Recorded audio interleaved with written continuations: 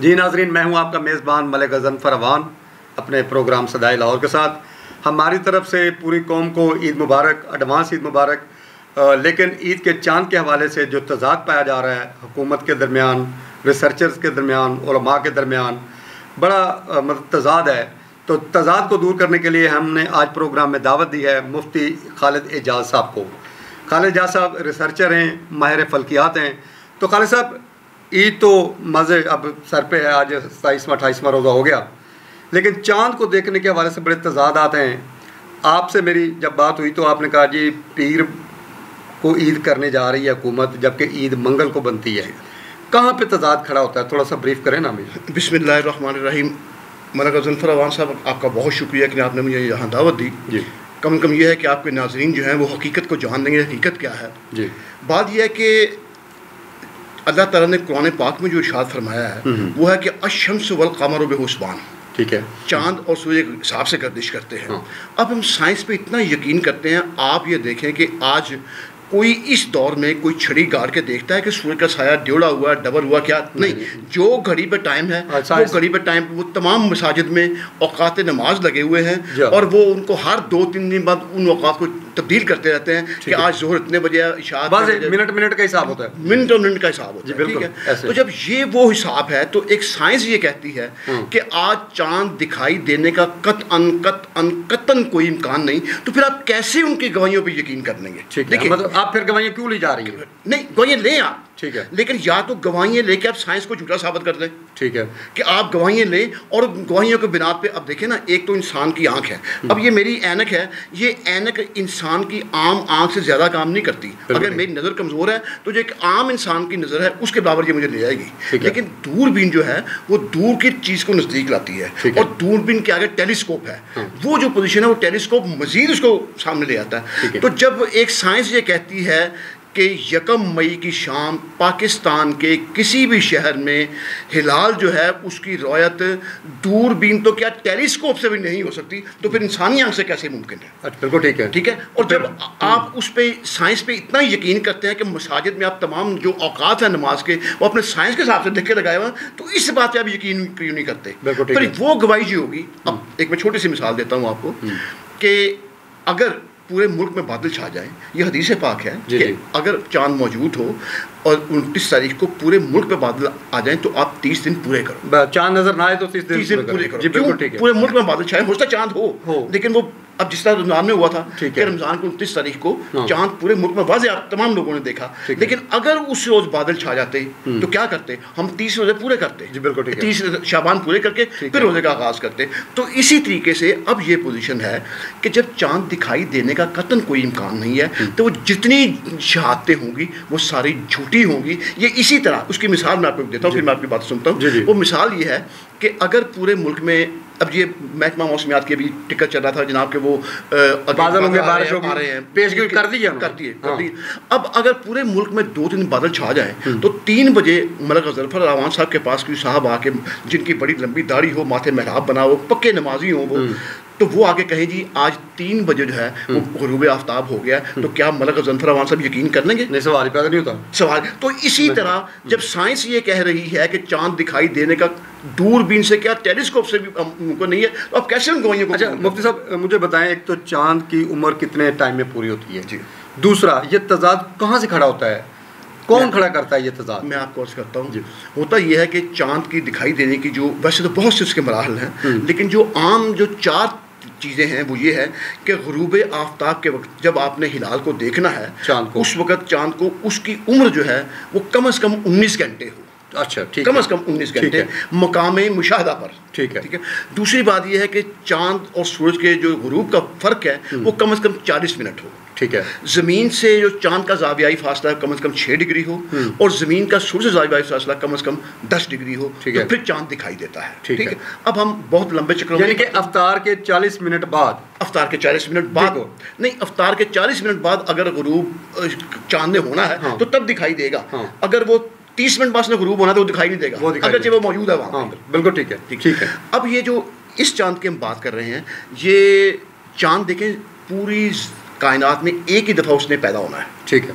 اب اس وقت کسی ملک میں دن کا وقت ہوگا, کسی وقت میں رات کا ہوگا, کوئی دوپہر ہوگا, کوئی شام ہوگا, اس نے ایک دفعہ ایک ہی دفعہ ہے. تو اب جو ہے 30 اپریل اور 1 مئی یعنی ہفتہ اور اتوار کی درمیانی رات 1:28 میں چاند نے پیدا ہونا ہے. صبح, دوپہر کو, رات کو, ٹھیک ہے, درمیانی رات نا, ہفتے اور اتوار کی درمیانی رات. اب 1 مئی یعنی 1 مئی کو 1:28 کو پیدا ہو گیا. ٹھیک ہے. اب 1 مئی کو غروب آفتاب کے وقت اس کی چاند کی عمر پاکستان کے تمام شہروں میں 18 گھنٹوں سے بھی کم ہوگی.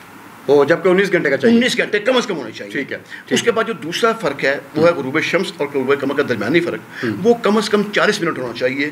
وہ اس میں چترال میں, دیر میں اور اس طرح ان گلگت میں ان علاقوں میں وہ 37 منٹ ہے. یہ ان 4-5 شہروں کے علاوہ باقی پورے پاکستان میں وہ 37 منٹ سے کم ہے, کہیں 36 ہے, کہیں 35 ہے. ٹھیک ہے, ٹھیک ہے. نہ وہ پیرامیٹر پورا ہے نہ یہ پیرامیٹر پورا. اچھا, مجھے یہاں پہ جواب دیں کہ پچھلے سال جو چوہی فواد صاحب اور مفتی منیب کے درمیان جو لڑائی ہوئی تھی چاند دیکھنے پہ, کیا خیال ہے, کیلنڈر ٹھیک ہے یا جو چھاتے لینا ٹھیک ہے؟ اچھا, وہ پچھلے سال کی بات ہے, کیونکہ پچھلے سال جو مفتی منیب الرحمان نہیں تھے, وہ پچھلے سال, اس سے پچھلے سال تھی. وہ یہ تھا کہ جو مفتی منیب الرحمان صاحب اپنی جگہ پر ٹھیک تھے, جو کیلنڈر انہوں نے بنایا ہے اس کیلنڈر میں بھی کچھ غلطیاں تھیں. اچھا, حالانکہ سائنسدان اور وہ جو اسپارکو ہے, ماہرین فلکیات ہے, وہ ان کو نہیں مانتے تھے. یعنی سی کیٹیگری کا چاند جو ہے, اب کیٹیگری ہے, آپ کو تھوڑی سی آپ نے بات کر دی ہے, دیکھ لیں, یہ چاند دکھائی دینے کی 6 کیٹیگریز ہیں. اچھا, پہلی کیٹیگری ایک کیٹیگری ہے ایزیلی ویزیبل, کہ بآسانی دکھائی دے گا, مطلب صاف ہے تو سب نے دیکھ ٹھیک ہے. Be category visible under perfect condition. Perfect condition کیا ہے کہ کسی ایسا شہر ہے جیسے لاہور ہے, یہاں پہ کلیئر نظر آ گیا, نہیں یہاں کلیئر نظر نہیں آئے گا. اگر مطلب بالکل صاف ہوگا, کوئی فیکٹری وہاں پہ نہیں ہے, کسی فیکٹری کا دھواں نہیں ہے, گاڑیوں کا دھواں نہیں ہے, تو ایسی کنڈیشن کو بی کیٹیگری کہتے ہیں. سی کیٹیگری تیسری ہے, اس میں ہے کہ مے نیڈ آپٹیکل ایڈ, کہ آپ کو دوربین کی ٹیلیسکوپ کی ضرورت پڑ چاند دیکھنے کے لیے. ڈی ہے ول نیڈ آپٹیکل ایڈ. ٹھیک ہے. اور ای 5واں جو ہے کہ ناٹ ویزیبل ٹیلیسکوپ, جتنا مرضی صاف مطلب جو مرضی ہو اس نے ٹیلیسکوپ سے بھی دکھائی نہیں دینا. اور ایف ہے کہ بلو ڈنجن لمٹ. بلو ڈنجن لمٹ کیا ہے, آپ اکثر جب اپنے گاؤں میں آپ جاتے ہیں تو آپ دیکھتے ہوں گے کہ جب آپ موٹر وے میں سفر کرتے ہیں یا آپ فصلوں میں جاتے ہیں تو آپ دور دیکھتے ہیں تو ایک جگہ پر آپ کو آسمان اور زمین آپس میں ملتے دکھائی, ایسے لگتا ہے کہ بیٹھ مل رہے ہیں. اب وہ چاند جو ہے وہ اس جگہ سے نیچے جا چکا ہے, وہ آپ کو کیسے دکھائی دے گا؟ بالکل ٹھیک ہے. تو وہ ایف ڈگری ہے. اب اس دفعہ 1 مئی کی شام غروب آفتاب کے وقت پاکستان کے تمام شہروں میں ای کیٹیگری سے نیچے نہیں ہے. اچھا, یا ایف ہے یا ای ہے, یعنی اس نے ٹیلیسکوپ سے بھی دکھائی نہیں دینا. جب ٹیلیسکوپ سے بھی دکھائی نہیں دینا تو آپ ان شہادتوں کو کیسے قبول کرنے گے جناب؟ اچھا مفتی صاحب, میں ایک سادہ سے ذہن کی سوال کرنا چاہ رہا ہوں, جو سادہ سا ذہن ہے, جس کو آپ گاؤں کا دیہاتی کا کہہ سکتے ہیں, کہ روزہ رکھنا عبادت ہے, رمضان باعث برکت مہینہ ہے, کیا ضرورت ہے ٹیلیسکوپ لگا کے دیکھنے کی, دور بھی نہیں لگا کے زبردستی دیکھنے کی, ادھر لکیر آئی ہے ادھر لکیر نہیں؟ آپ نے بہت خوبصورت بات کی. اور دیکھیں, میں اکثر یہ کہا کرتا ہوں, میں نے پہلے بھی ایک دفعہ ایک بات کی تھی کہ جوں سائنس ترقی کرتی جا رہی ہے, اسلام کی حقانیت کو ثابت کرتی چلی جا رہی ہے. بالکل ٹھیک ہے. فرمایا یہ گیا ہے کہ چاند دیکھو اور روزہ شروع کرو, چاند دیکھو اور روزے ختم کر دو. بالکل ٹھیک. ہلال دیکھنے کی بات ایسا ہی. اچھا, اب وہ یہ کیوں طریقہ کار اپنایا اسلام نے؟ اس لیے اپنایا کہ جو واشنگٹن ہے, جو لندن ہے, جو پیرس ہے, جو اسلام آباد یا کراچی ہے, ان کے لوگوں کے لیے بھی وہی معیار ہے جو دور دیہات کے ہمارے شمالی علاقہ جات کے, جہاں پہ 2 گھنٹے آپ کا سفر, 2 گھنٹوں کا سفر کرتے ہیں, یا افریقہ کے دور دیہات جنگلات میں ایک ہی طریقہ ہے کہ آپ آنکھ سے دیکھیں. بالکل ٹھیک ہے. یہ جو اسلام کے بالکل شریعت, اب یہ جب آنکھ سے دکھائی دینے کے قابل ہی نہیں ہے وہ, اور آپ جھوٹی گواہیاں اس لیے لے آئیں کہ چونکہ ہم جو چاہیں گے کہ ہم سعودیہ سے یہ کہیں گے جناب ہم آپ کے ساتھ ہیں جی, آپ نے جس نیت کی ہم نے بھی کر دی. میں اسے پہ آنا چاہ رہا ہوں کہ ہمارا امت مسلمہ سعودی عرب, تو کیوں نہیں ہم ایک امت ہو کے, ایک مسلمان قومت مسلم امہ ہو کے, سعودیہ نے جو کیلنڈر بنایا ہوا ہے ہم اس کو کیوں نہیں فالو کر لیتے؟ اچھا, اس میں بھی بات یہ ہے کہ دیکھیں, میں بھی ایک مسلمان ہوں, وہ جو ارض مقدس ہے وہ مجھے اپنی جان سے پیاری ہے. بالکل ٹھیک. کیوں؟ حرم پاک وہاں پہ, اللہ کا گھر وہاں پہ ہے, حضور اکرم صلی اللہ علیہ وسلم کی رہائش وہاں پہ ہے, مدینہ وہ وہاں پہ ہے. لیکن ہے وہ یہ ہے کہ وہ روحت ہلال پہ یقین نہیں کرتے. ٹھیک ہے. وہ یہ کرتے ہیں کہ سائنس کے حساب سے, جب پہلے 1999 تک کیا تھا کہ اگر چاند جو ہے وہ پیدا ہو گیا غروب آفتاب کے بعد لیکن 12 بجے رات سے پہلے, تو وہ اعلان کر دیتے تھے. پھر جب پڑھائی شروع ہوئی, ان کے بچے بڑے بڑے شہروں میں, امریکہ میں گئے, تو انہوں نے کہا, تو پھر انہوں نے سسٹم یہ کیا, جو شور اٹھا, انہوں نے یہ کیا کہ اگست مغرب سے پہلے پیدا ہو جائے گا, تو اعلان کر دیں گے. 3 سال یہ رہا. 3 سال میں ایک اور مسئلہ سامنے آ گیا کہ مغرب سے پہلے چاند پیدا تو ہوا تھا لیکن مغرب سے پہلے غروب بھی ہو گیا. اچھا. تو بچے چلائے کہ یہ آپ کیا کر رہے ہیں. اب 2002 سے جو انہوں نے طریقہ بنایا ہوا جو کیلنڈر اس پہ ام القرا کیلنڈر ان کا چل رہا ہے وہ یہ کرتے ہیں کہ اگر چاند جو ہے وہ سورج غروب ہونے سے پہلے پیدا ہوا ہے اور چاند سورج غروب ہونے کے 2 منٹ بعد پیدا غروب ہو گیا تو وہ کہتے ہیں دکھائی دے گیا. حالانکہ اس نے 19 گھنٹے سے پہلے دکھائی نہیں دینا. بالکل ٹھیک ہے. تو جب وہ یہ اس کیلنڈر پہ چلتے ہیں اور پھر جھوٹی شہادتیں مطلب دیکھیں نا یہ کسی طرح اپنی چاہتے لے لیتی ہے وہ کسی بھی طرح یہ قابل قبول نہیں ہے.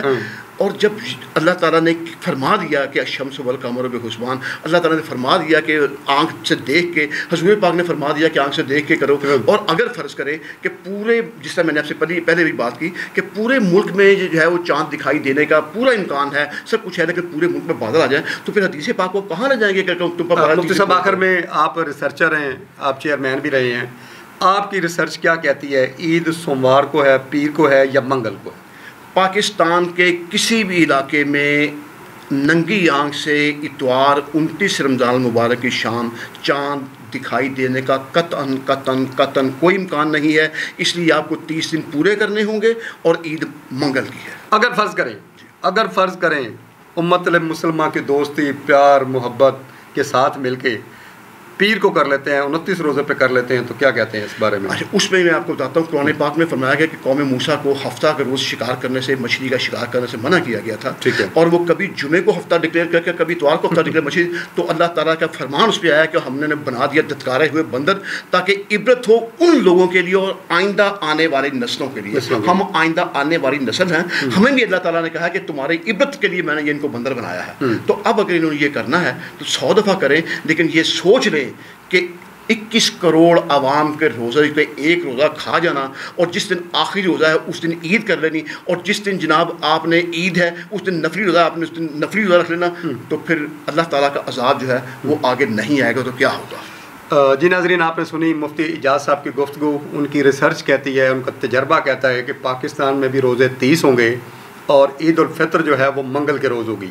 لیکن بعض ریسرچر, بعض مولوی, بعض مولانا, بعض علماء کرام بضد ہیں کہ عید پیر کو کی جائے, 29 روزے رکھ کے عید جو فطر ہے منائی جائے.